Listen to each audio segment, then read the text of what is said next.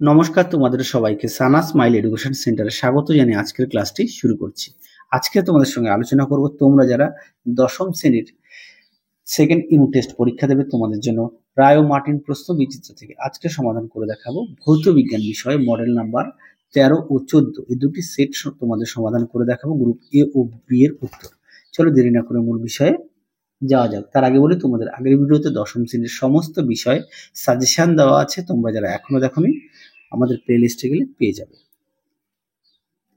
দেখো কি আছে, আমি শুধু উত্তরগুলো বলে দিচ্ছি, তাহলে ভিডিওটা একটু ছোট হবে। এক দাগের প্রশ্ন উত্তরটা হবে অপশন সি, দুই দাগের প্রশ্ন উত্তরটা হবে অপশন ডি, তিনের প্রশ্ন উত্তরটা হবে অপশন সি, চারের প্রশ্ন উত্তরটা হবে অপশন সি, পাঁচের প্রশ্ন উত্তরটা হবে অপশন বি, ছয়ের প্রশ্ন উত্তরটা হবে অপশন ডি কোনোটি নয়, সাতের প্রশ্ন উত্তরটা হবে অপশন বি। পরবর্তী দেখো গ্রুপ বির প্রশ্ন কি আছে তার উত্তরগুলো দেখবো।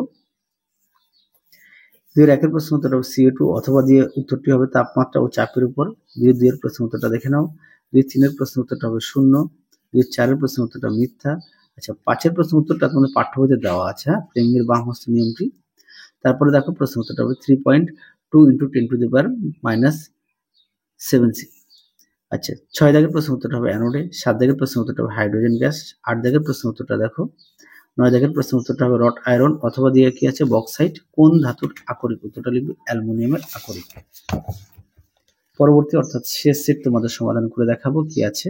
এক দাগের প্রশ্ন উত্তরটা হবে অপশন এ, দুইয়ের প্রশ্ন উত্তরটা হবে অপশন সি, তিনের প্রশ্নের উত্তরটা হবে অপশন ডি, চারের প্রশ্নের উত্তরটা হবে অপশন বি, পাঁচের প্রশ্নের উত্তরটা হবে অপশন সি, ছয়ের উত্তরটি হবে অপশন এ, সাতের প্রশ্নের উত্তরটি হবে অপশন ডি। পরবর্তী দেখো গ্রুপ বি কি আছে।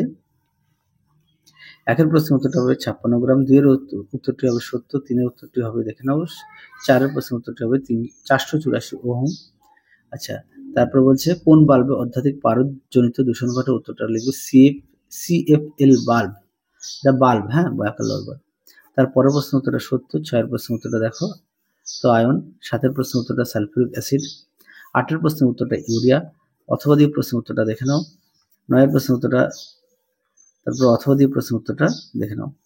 তাহলে চলো আজকের মতো এখানেই সমাপ্ত করছি, আবার দেখা হবে খুব শীঘ্রই তোমাদের পরবর্তী ভিডিওতে।